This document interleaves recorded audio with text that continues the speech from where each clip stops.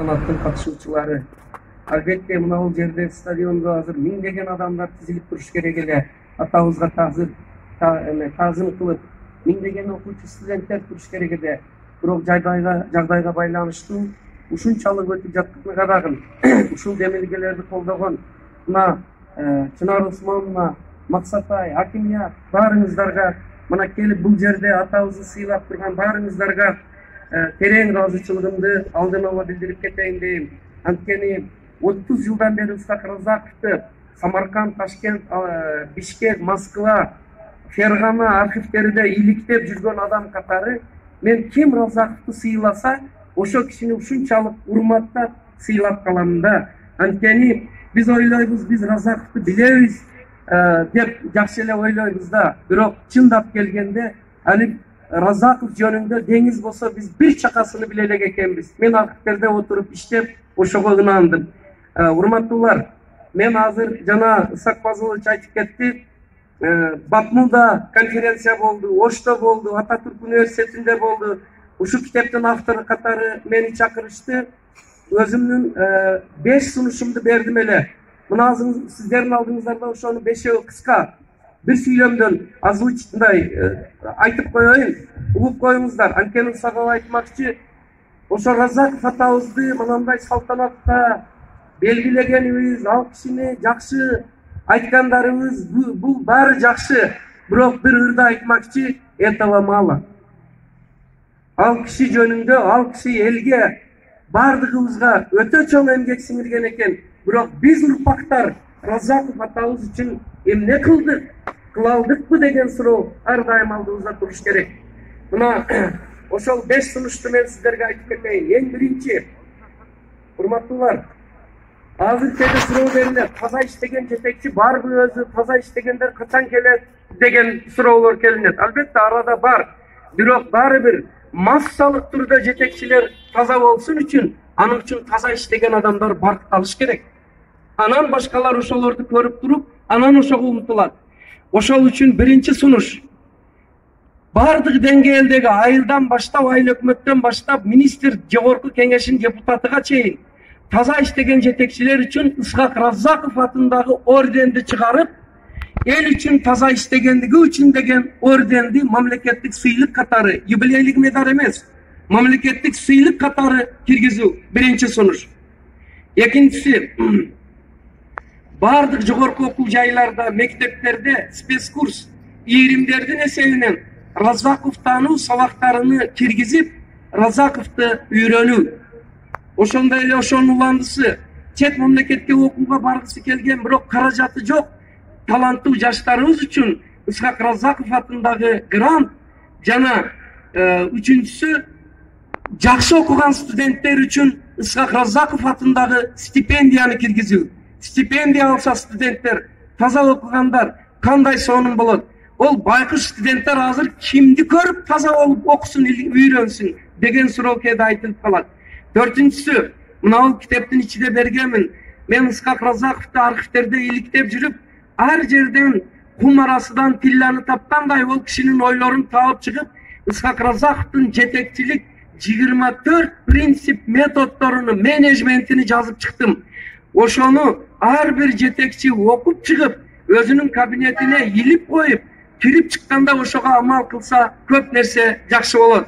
Мына ушуну менен эми калганын окуп аласыздар интернетте. Ататүрктө сүйлөгөнүмдөн кийин интернетке берген экен. Бүгүнкү күндө Ысқақ Фазылович экөөбүз жолдо көрүп келдик. 6,5 миң адам Нарын, Ысык-Көл, Талас, Жалал Абад, Оштон пикир жазыптыр. Демек бул атабыздын урматы, атабыздын сыйы. Албетте алардын бардыгы үчүн рахмат. Бирок мен бир мына лейлек туугандар, мен сиздерге кайрылып бир сөздү айтмакчымын. Мына Разаков таануу сабагыны мен 10 жыл, 15 жылдан бери мектебибизде өтөм. Катта жыйындарда айтам, Разаков таануу сабагыны киргизели. Бир адамдын мисалы менен биз балдарыбызды илим, билимге, иманга, тазалыкка тарбиялап алабыз деп. Бирок көп жерде баннер чыгарабыз, выставка чыгарабыз, бирок Разаковду казып окубайбыз. 4 сөзүнү жаттап алганбыз. Бул кичине тавтология болуп кетиши мүмкүн. Ал кишини казып чыксак эгер, өтө сонун ойлору, сунуштары, пикирлери бар. Мына ошого мен сиздерди электик туугандар, жалпы эле кыргызстандыктар, айттым го 6,5 миң Кыргызстан. Келиңиздер, ушу 5 сунушту колдоюп, бир кезде Ысқақ Разақовго кыргыз эл баатыры берилсин деп мына клубда мен айтканымда адамдар күлгөн эле. Эй капыр, муну сенен чоңдор, сенен илгери айткан, берилген эмес, берилбейт деп. Бирок Кудайга шүгүр, мен ошол аз гана Кудай деген ишенимим менен барган жерде айтып, акыры мана областтын губернатору Айжигитов, жогорку кеңештен Исаев, башкалар колдоп 2010-жылы мына 2010-жылы Ысқақ Разақовго кыргыз эл баатыры деген наам берилди. Анын катыны ошол сунушту даярдаган адамдарбыз биз. Ошону мен мактанып эмес, сыймыктанып айтып атамын. Урматтуулар, ошондой эле жанагы Разақов орденини дагы бардык жакта айта берсек менимче болот. Американын доллары да Жорж Вашингтондун сүрөтү бар. Биздин дагы 1 сомго кайсы бир акча жыйындарыбызга чеканит этип юбилейни чыгарып коюп, Разаковду чыкса, анан кийин адамдар тазалыкка умтулат деп ойлойм. Ушул жерде сөзүмдү кыскартайын дагы. Урматтуулар, ушу жаңы китеп чыкты. Азыр айтып кетишти Чынар Осмоновна, рахмат. Мен бир ыраазылыгымды айтайын. Ушу китепти губернаторго алып кирип, телевиденияга Алым Токторовго айтып, уюштуруп Чынар Осмоновна 26 серияны Баткенге мени чакыртып, 1 апта гостиница берип жаткыздырып, тарттырды ошо цикл берүүлөрдү. Мына айтып атат, кайтадан беребиз деп ошону көрсөңүздөр. Ушунун негизинде. Бирок бул китепти жазганда дагы бир белгилеп кете турган нерсе, спонсору Ысык Көлдүк Исакунов деген жигит болду. Колдоочусу. Муну караңыздар. Демек Ысык Көлдө дагы мына биздин атабыздын урматы бар экен. Ушул жерде сөзүмдү жыйынтыктап туруп, ушу бүгүн бир жакшы күн болуп атат, Чынар Осмонова. Кичине мындай лирическое вступление болсо дагы бир 3 таттуу адамга ушу китептен тапшырып коеюн дейм, сиз эгер уруксат берсеңиз. Алгачкысы Ысқақ Разақовду Ташкентке барып, архивтерде мына ушул эстеликти Тажикстанда Бердиевдин тапшырмалары менен чыгарып, эчен жыл ушул Лейлекке кызмат кылып жүргөн Исак Базылович атабызга шу китепти белек кылып берип коюуга уруксат этиңиздер.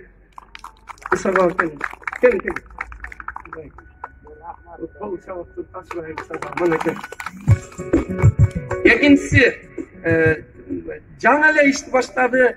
Мына мен акимибизге, зам губернаторубузга бердим эле.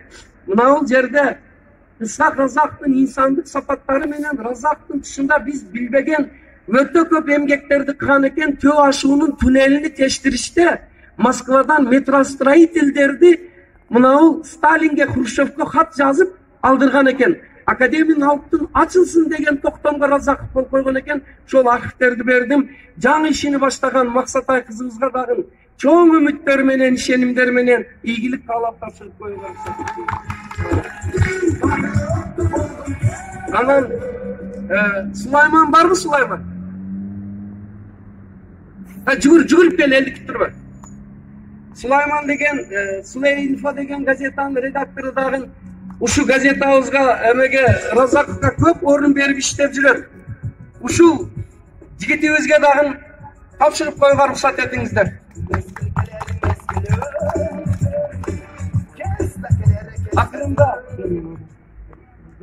Акырында Адылбек Акматов деген балабыз дагы Разаковго өтө чоң эмгектерди жасап, Лейлек Баткен областынын тиктөлүшүндө эчен деген каршылыктарды Разаковдун өзүгө окшоп жеңип чыккан жигитибиз бар. Ушу жигитибизге дагы ушу китептен белек кылып берип коюуга уруксат этиңиздер.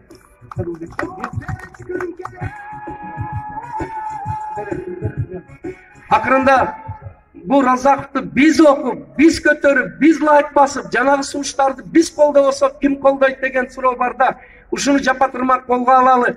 Анан китепке кызыккандар, алып окуйын дегендер болсо келсеңиздер дагы, эми мен баарыңыздарга берсем убакыт кетет. Келсеңиздер мен сиздерге дагы тапшырышым мүмкүн. Эсен болуңуздар, Кудай колдосун, атабыздын арбагы колдоп, эл журтубуз, жаңы жетекчилигибиз Кыргызстанда ошол атабыздын жолуга түшүп, жакшылык иштер болсун. Рахмат сиздерге.